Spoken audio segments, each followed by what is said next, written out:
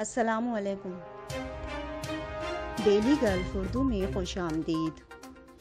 آئندہ چند برسوں میں یو اے ای اور اسرائیل کی $1 ٹریلین سے زائد تجارت کا امکان۔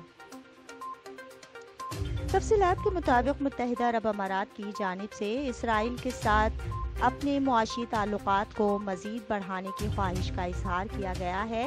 اس حوالے سے عرب نیوز کی ایک رپورٹ کے مطابق بلومبرگ نے معاشی امور کے وزیر عبداللہ بن طوق کا حوالہ دیتے ہوئے کہا کہ اگلی دہائی میں دونوں ملکوں کے درمیان $1 ٹریلین سے زائد تجارت کا امکان ہے، جس کے بعد تعلقات معمول پر آنے کے بعد دونوں ممالک نے ابتدائی طور پر اب تک 60 معاہدوں پر دستخط کیے ہیں اور اگلے 2 برسوں میں مزید معاہدوں پر دستخط کی توقع ہے۔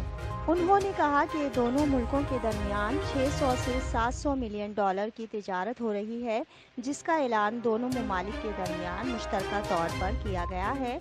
متحدہ عرب امارات کو خاص طور پر سیکیورٹی، توانائی اور فوڈ سیکیورٹی کے شعبوں میں تعاون درکار ہے، جبکہ ہمارے پاس اربوں ڈالر کے فنڈز ہیں اور ہم اگلی دہائی میں $1 ٹریلین سے زائد کی معاشی سرگرمی ممکن بنانے کے لیے کوششیں جاری رکھے ہوئے ہیں۔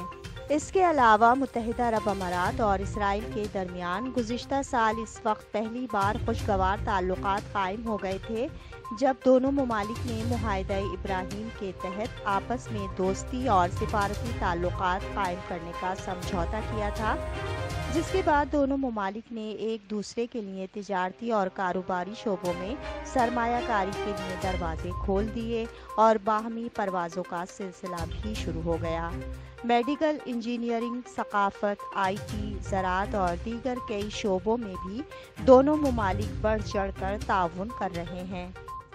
اب تک کے لیے اتنا ہی۔ اگلے بلیٹن تک کے لیے خدا حافظ۔